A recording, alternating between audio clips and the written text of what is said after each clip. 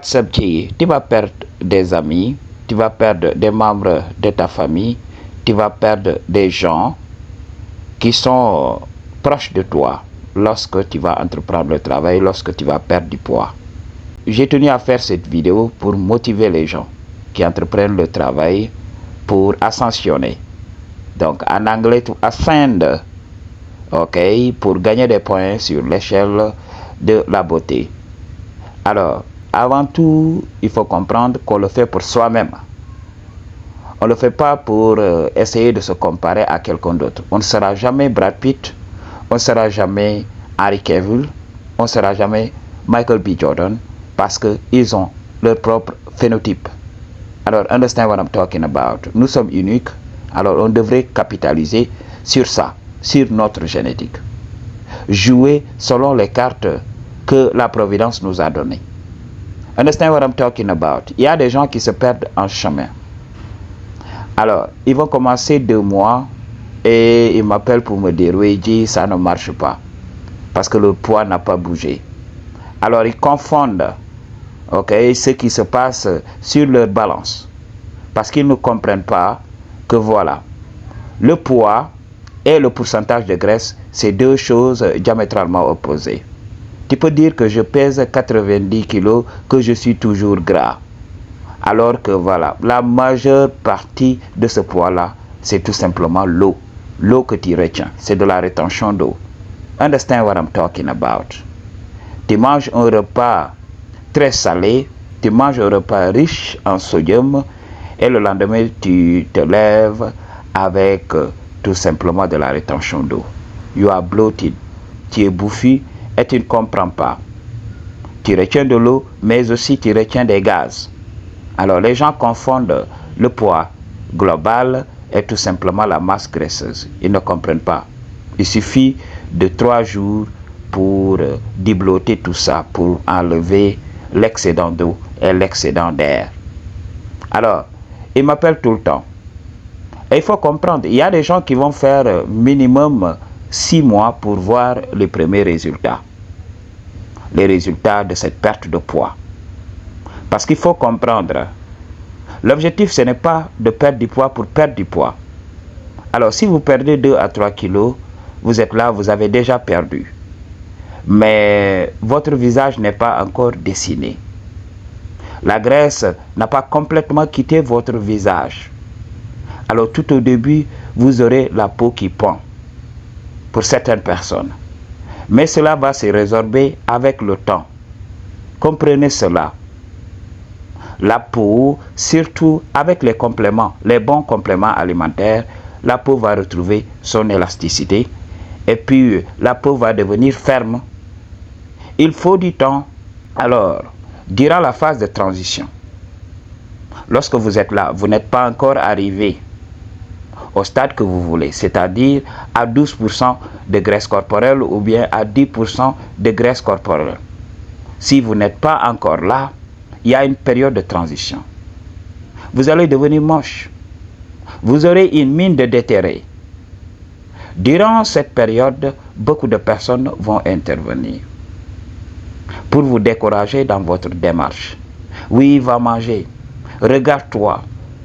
Tu es faible. Pour les gens qui ont l'habitude de pousser donc de la fonte à la salle de gym, ils vont voir leur performance diminuer. Alors vous savez que nous, les hommes, on est gouvernés par notre ego, par notre orgueil. Alors on soulève des charges lourdes et là, on est en perte de poids, on n'arrive pas à soulever ces mêmes charges. Tu vas voir tes amis venir te dire, mais Jay, regarde-toi, tu es faible, regarde-nous. Nous, on est là, on soulève 150 kilos, on soulève 100 kilos, on soulève 90 kilos. Et toi, tu seras nostalgique de cette période-là. Understand? C'est une transition très difficile. Alors, beaucoup de gens vont se moquer de toi durant cette période. Mais lorsque tu vas continuer le travail, lorsque tu vas commencer à voir les prémices du physique que tu voudrais atteindre, tu vas voir ces mêmes personnes changer. Tu vas voir le regard qui change. Understand what I'm talking about? Tout au début, ce sont ces personnes qui te disaient, oui, va manger, va faire ceci, va faire cela. Et tu vas voir, tu vas vivre dans deux mondes opposés. Dans un monde, les hommes te voient comme quelqu'un de faible, comme quelqu'un de fébrile. Oui, tu es là. Quand tu portes tes t-shirts maintenant, quand tu portes tes habits ne sont plus moulants. Alors, ces gens-là vont commenter sur ça. Regarde-toi, tu es devenu chétif. Ok? Regarde-toi, nous on est des hommes. Et de l'autre côté, tu vas voir les femmes qui salivent en te voyant. Understand what I'm talking about? Tu vas voir le regard féminin changer. C'est ce qui fait que les hommes d'aujourd'hui sont déphasés par rapport à la réalité. Je vous avais parlé de ça. Vous avez du gras et du muscle, vous allez finir par ne ressembler à rien. Même votre démarche sera inconnue de la biologie féminine. Parce que la manière de marcher d'un homme, la manière de danser d'un homme détermine si l'homme est athlétique, si l'homme a les gènes. Si vous êtes naturellement mince, si vous êtes sec et tout ça, vous allez exécuter des pas de danse aussi facilement, sans encombre. Mais si vous avez du poids, les mouvements, oui, ça peut être quelque peu joli, mais si vous regardez très bien, c'est pas très bien exécuté. Les gens ne vont pas adorer que quand la personne est athlétique. Regardez par exemple Fat Joe danser et Chris Brown danser. Ce n'est pas la même chose. Regardez Usher danser. Parce que eux, ils ont une forme athlétique. Understand? Ok? Représentez-vous un bodybuilder en train de danser. Vous allez voir, il n'arrivera pas à exécuter correctement les moves. Alors, c'est ce qui se passe. Ok? Les gens à la salle de gym vont vous critiquer, mais lorsqu'ils vont commencer à voir que les meufs, voilà, n'arrêtent même pas de saliver en vous voyant, ce sont ces mêmes mecs-là qui vont vous jalouser. Understand what I'm talking about? Alors, ils vont continuer dans ce narratif-là pour te shamer. Regarde-toi maintenant. Tu ne veux plus t'entraîner. Je te préférais lorsque tu étais en surpoids. Understand what I'm talking about? Surtout les membres de ta famille. Beaucoup de gens ne vont pas te respecter lorsque tu es obèse. C'est ce que les gens ne comprennent pas. Ils ne peuvent pas faire autrement parce que ça vient de leur subconscient. C'est le moyen que la nature trouve pour te dire que voilà, tu n'as pas les gènes. C'est le moyen que trouve la nature pour rejeter tes gènes. C'est ce qui se passe. Alors, quand tu commences à devenir attirant, tu rappelles aux autres le travail qu'ils vont devoir faire. Alors, beaucoup de gens ne vont pas vouloir faire le travail. Beaucoup de gens savent que ça prend du temps.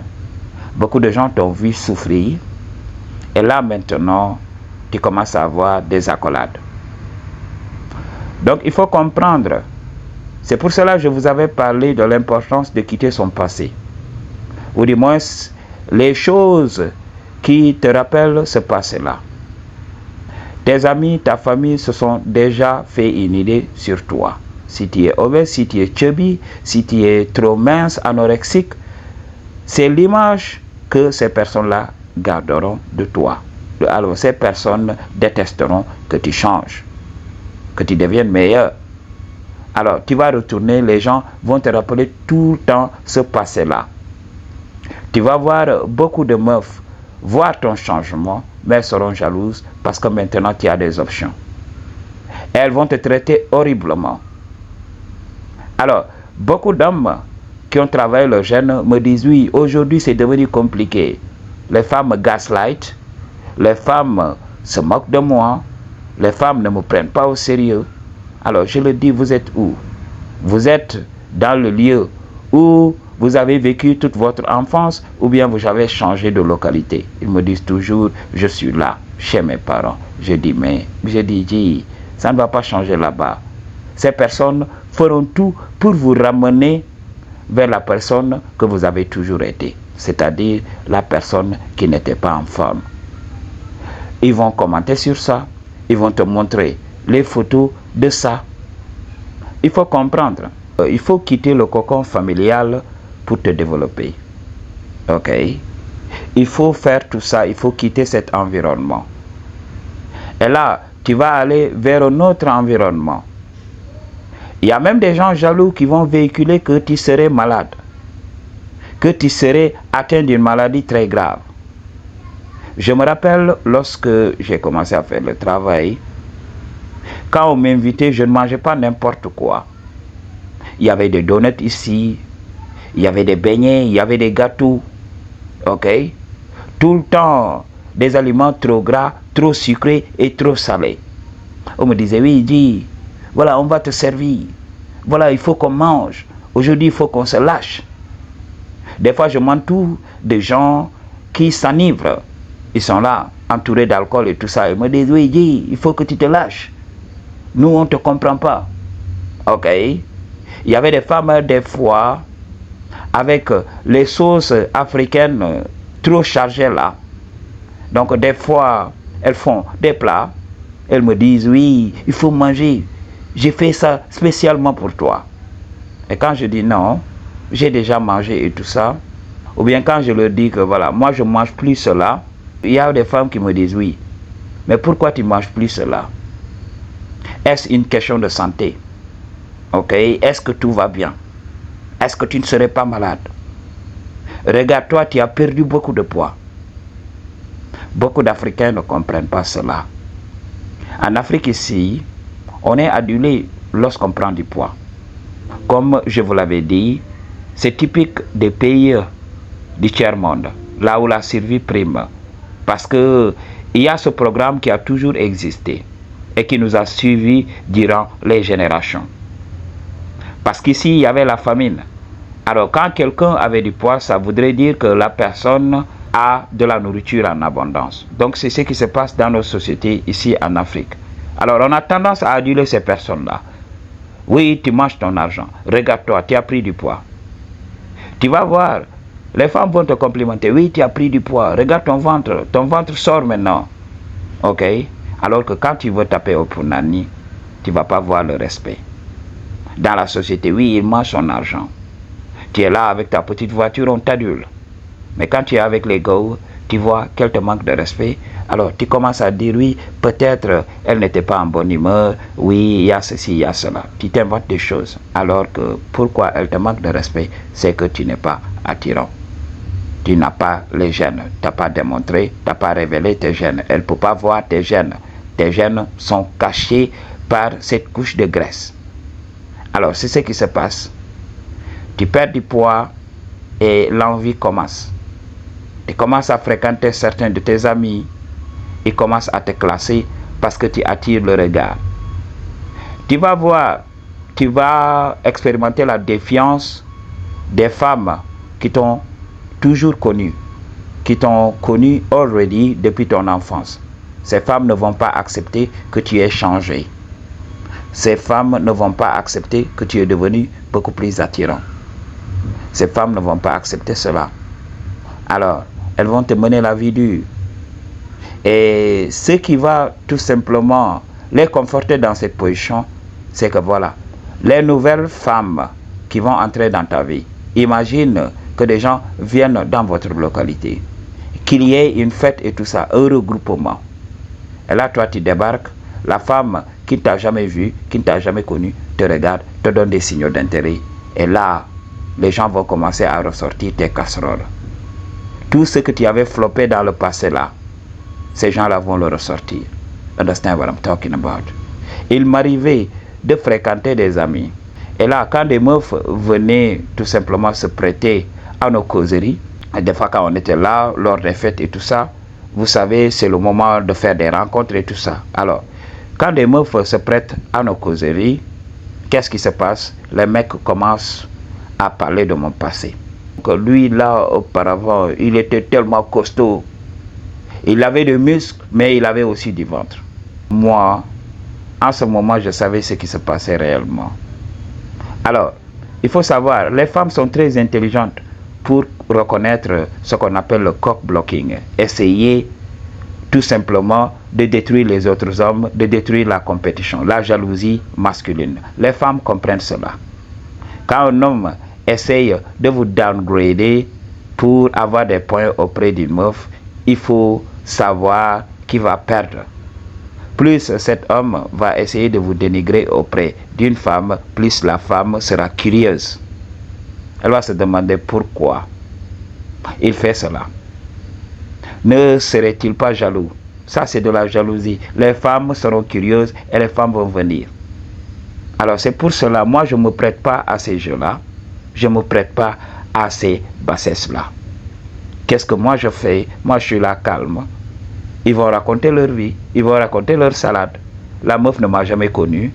Les meufs ne s'intéressent qu'au moment présent. Ce qu'elles voient ici. Ok? Quand tu es en surpoids, elles te jugent ici dans le moment. Elle ne se dit pas, oui, le Dieu a commencé la salle de gym. Peut-être je vais attendre la fin, mais je vais l'accepter aujourd'hui et attendre la fin. Il va devenir beaucoup plus attirant. Il va faire plus d'argent alors qu'il est pauvre en ce moment. Il va faire plus d'argent. Après, on va sortir ensemble. Non. En général, elles s'en foutent. Elles veulent le résultat. Alors, moi, je les laisse raconter leur vie. Et après cela, la femme vient me choisir. C'est pour cela qu'il m'a fallu quitter tout simplement tout ce que je connaissais pour aller dans un autre endroit pour refaire ma vie, là où les gens me connaissent lorsque j'avais déjà perdu du poids. Alors, si une personne venait pour raconter à ces personnes-là, oui, oui, lui là, il était comme ça, il était comme ci, il était comme ça, ils ne vont pas croire. Ils vont dire, mais what the fuck are you talking about? Nous, on le connaît comme il est en ce moment. Okay, G? I just tell you the truth. What you gonna do about it, please?